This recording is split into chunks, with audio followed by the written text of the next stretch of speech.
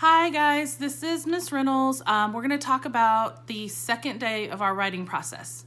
Yesterday, our writing process, we started with day one. Just as a reminder, we have to first think about our story. We have to tell our story to ourselves in our head, and then we needed to verbally tell it to somebody in our house. After that, we then went to our paper and we drew our story. We sketched it out. We either did it this way, which is the way we would normally do it in class, or you can do a storyboard.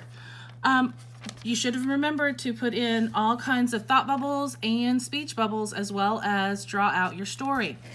Now, today's day 2. Today we're going to actually start writing our story. But before we start writing our story, it's been about 24 hours since you've had probably anything to do with this story. And so you need to think about your story again. You need to think about it in your head and tell your story to yourself, just like you did yesterday.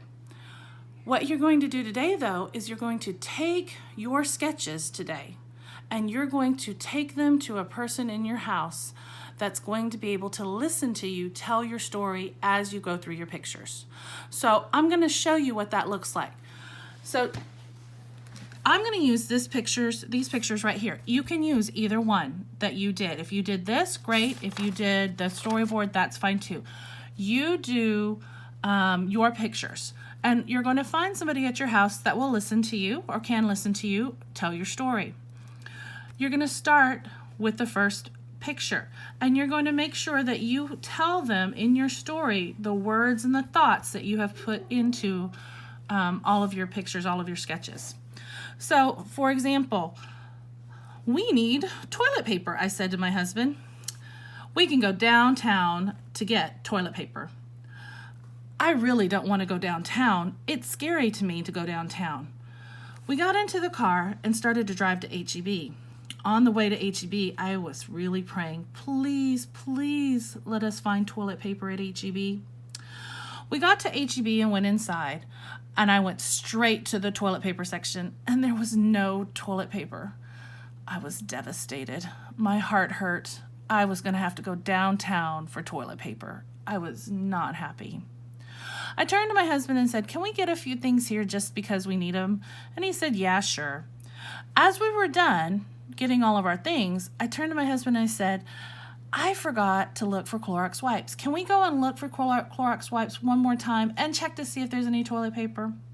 Sure. As we walked by the toilet paper aisle, there was a miracle that happened. There were people unloading boxes and boxes of toilet paper. And I was so excited. We were able to get 2 packages of toilet paper. I was so happy. Yay! We found the toilet paper and my prayers were answered. Okay, so guys, that is how you tell your story to someone. You point to each picture as you go, and you make sure that the words that you put into your sketches are the words that come out of your mouth and in your story. Now, if the person that is listening to you has some questions, you need to listen to those questions. Maybe there was some information you left out that makes it hard for them to understand what your story is and is about. If they have questions that are made it hard for them to understand, think about those and try to put it into your story as you write your story. Think about what you might need to add.